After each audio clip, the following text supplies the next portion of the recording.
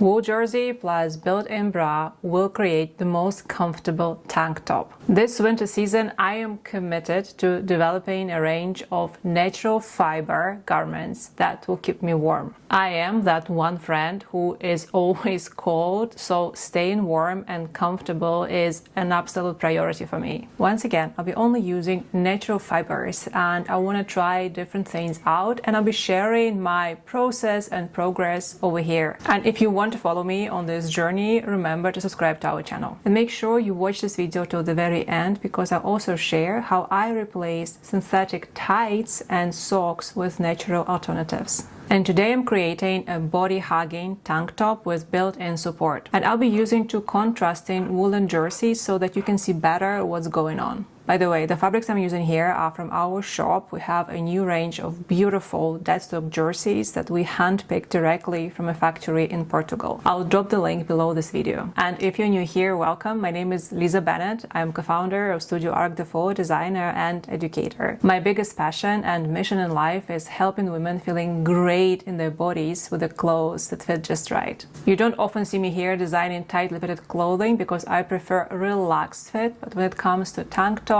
of course, I want them to be closer to the body. And I've been wearing woolen tank tops for a while, and it's a fantastic way to start layering for warmth. They're very lightweight and hardly there, yet they really provide that very much needed extra warmth. As always, I'll be using my BODICE blocks to design a pattern. These are the blocks with a stretch factor 0.8, which means they're made for not very stretchy fabrics. And if you don't know what is stretch factor, check out this video. I covered this in full. And the fabrics I'm using today, they are much more stretchier. But here's the thing, you can decide how tight you want your top to be. So you don't have to use the entire stretch possibility of the fabric. I know that I want the tank top itself to be close to my body, but I don't want to be squeezing in it. At the same time, I also know that I might need a little bit more support on the built-in bra detail. And if I realize that it's maybe too wide for me, I can easily correct it during the fitting process. These blocks are from our more advanced pattern drafting course, Tailored Tops, and you also find the link below this video. If you've never seen BODICE blocks before and you have no idea what's going on,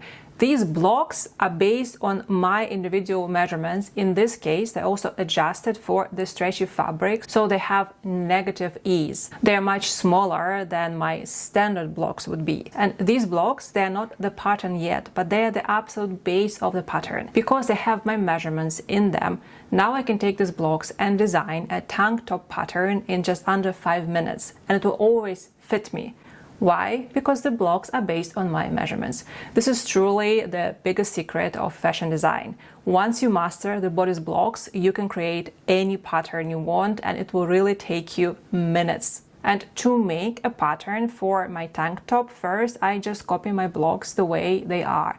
And then I can adjust the neckline, the shoulder width, the armhole width, the length, all of these things. And usually what I do, I start with the front pattern and then use it as a template to change and correct the back one. Now, this next part is optional. You can make a pattern for a bra detail separately, but you don't have to, and I'll show you later what I'm doing. The benefit of cutting a separate pattern is that you can make sure that the length of it is correct. Here is one piece of advice. Make it longer than you think it needs to be. I'm usually making mine till the waistline. I want my details to be identical, and since I usually don't draw seam allowances and add them as I go, I might as well use the cut out top piece as my base for the bra. However, the paper pattern can come in handy if I want to double check the length of the bra detail. But this is all up to you. This is all about your routines, okay? Once the pieces are cut out, I first connect the shoulder seams on both. And here is your kind reminder that if you want beautiful seams, you really want to iron them. Even if you're working with knit fabric, you won't have to iron this top ever again. And then I measure the circumference of the neckline, line flat, and then I calculate about 20% off the measurement to create the trimming.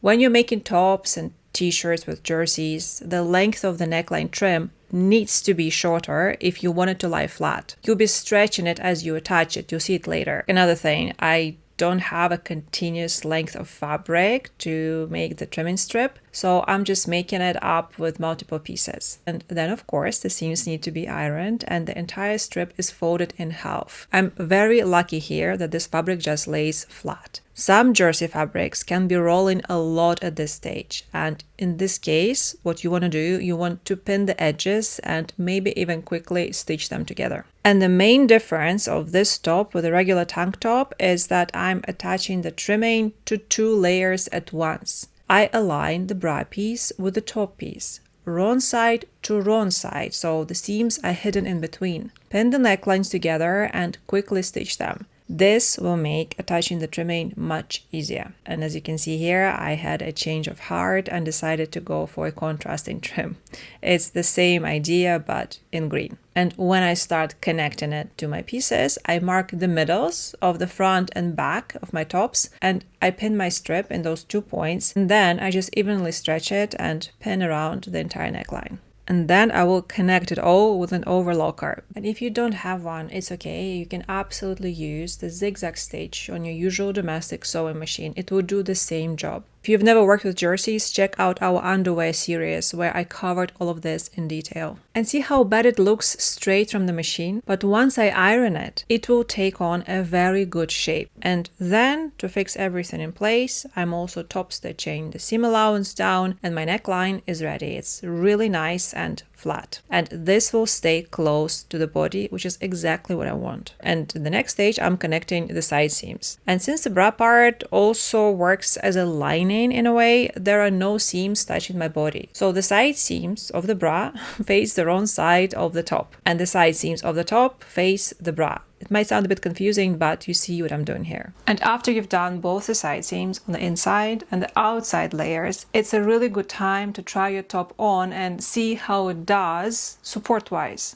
I can tell right away that it could be a little bit tighter, but I don't necessarily want to make the outer layer tighter.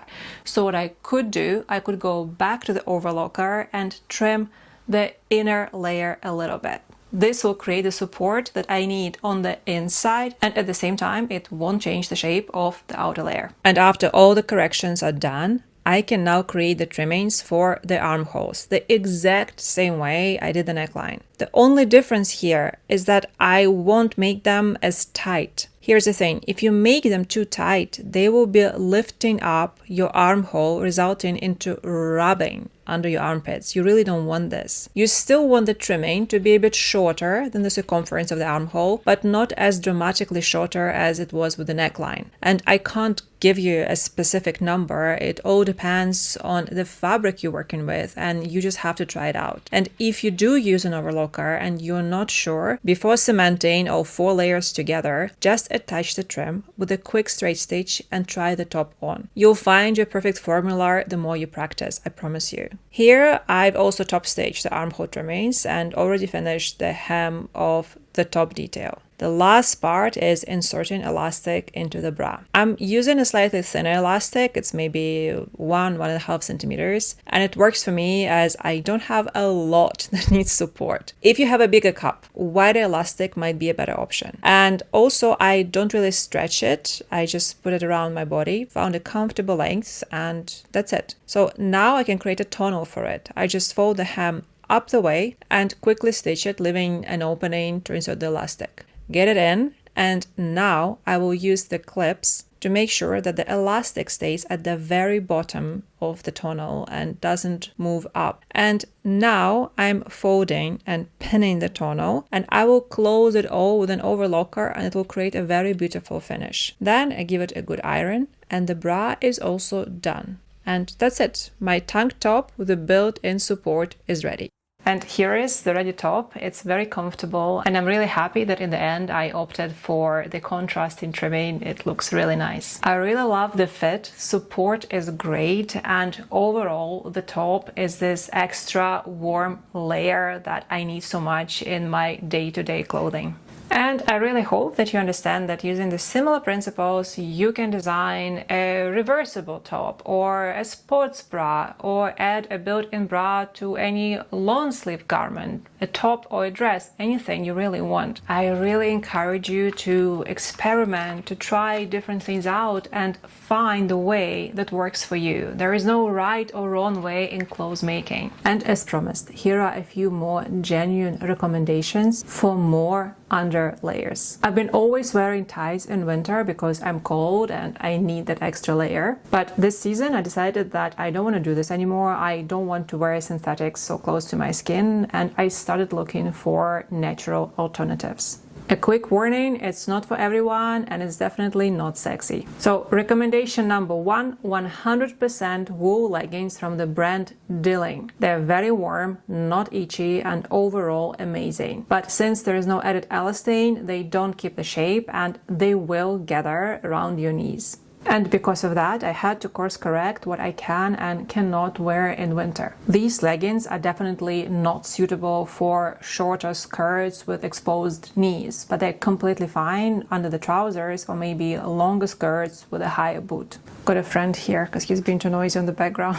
And as for the socks, it was another super quest because the vast majority of brands are not making 100% natural fiber socks. Usually it's cotton and elastane and polyester and nylon and all that kind of stuff. And I've spent weeks, if not months, looking for pure natural socks, and I found them. So these are pure cotton and pure wool socks from a Portuguese brand, Pedemia. They do have mixed blends as well, so you really need to read the composition before placing an order, but I did find pure natural fibers there, and socks are very beautiful and have fantastic quality. And my personal tip for women, look for male socks as they have a bigger and more straightforward selection of natural fibers, as always. And these socks, of course, might drop down a little bit because there is no added elastane, but even if so, they still look super stylish. It's all about personal preferences and priorities. It might not be for everyone, but if you are on a hunt for 100% natural socks, then I can highly recommend the brand. And that's it for today. Thank you so much for staying until the very end. If you found this content interesting or useful in any way, we would really appreciate if you hit that like button and subscribe to our channel. And if you really loved it, maybe you could share it with someone else who would really benefit from it.